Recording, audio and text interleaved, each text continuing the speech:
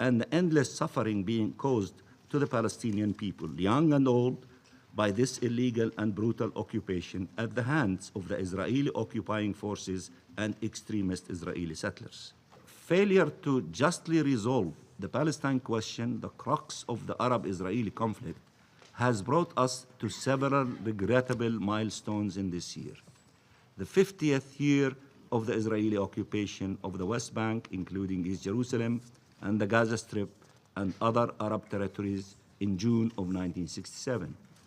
100 years since the Balfour Declaration. 70 years since the General Assembly decision to partition mandate Palestine by its Resolution 181 numero 2, which led to the Nakba of the Palestinian people that continues to this day, and 10 years of Israelis' inhumane blockade of Gaza. At the same time, Israelis' contempt diminishes the Council's own stature and credibility. Every month, the Security Council convenes a meeting on the Middle East. We have lots of meetings on specific countries and conflicts in this region. But this debate is our opportunity to talk about the Middle East as a whole. This is our opportunity to look at the threats that go beyond one country's borders, the threats that affect not just every country in the Middle East, but all too often, every single one of us. Regrettably, these monthly meetings routinely turn into Israel bashing sessions. That's the way this Security Council has operated for years. It's a formula that is absurdly biased against one country. It's a formula that is painfully narrow in its description of the conflicts in the region. And it's a formula that does nothing to help find solutions. The truth is, these Security Council meetings don't do anyone in the region any favors, least of all the Israelis and the Palestinians. These meetings do nothing to bring the parties closer together. They actually work to push the two sides apart.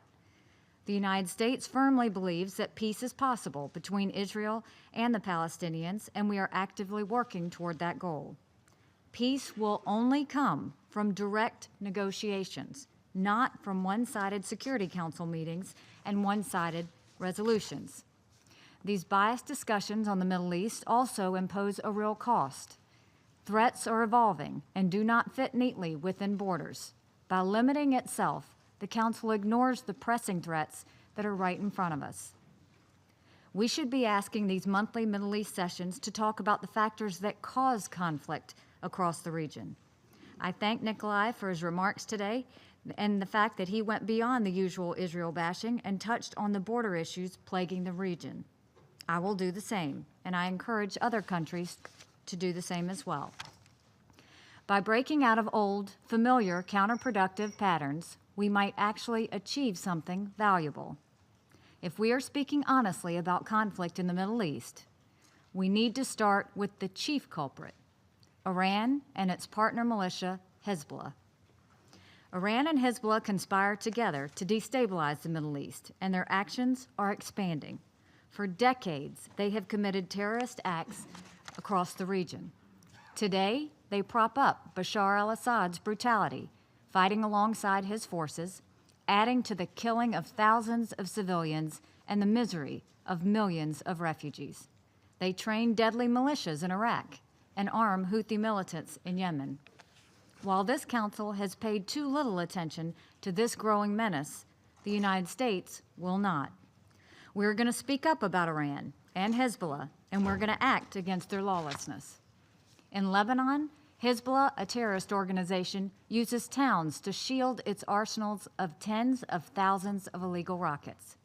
In Syria, Hezbollah controls territory on the ground. With Iran's instructions, its militias stand side by side with Syrian troops as they slaughter the Syrian people. Sometimes Hezbollah is the one giving orders to Assad's fighters. Hezbollah helped Assad starve and destroy Aleppo. According to press reports, when supporters of the Syrian regime die in battle, they sometimes come back with Hezbollah flags on their coffins. As one activist said recently, Hezbollah designs it and the Syrian regime wears it. They are reportedly even recruiting Syrian children to join pro-Hezbollah youth groups so they can indoctrinate a new generation in a new country with its toxic ideology. Hezbollah is a terrorist group spreading its influence across Middle East with the backing of a state sponsor. Iran is using Hezbollah to advance its regional aspirations. They are working together to expand extremist ideologies in the Middle East. That is a threat that should be dominating our discussion at this Security Council. The United States is not waiting to respond.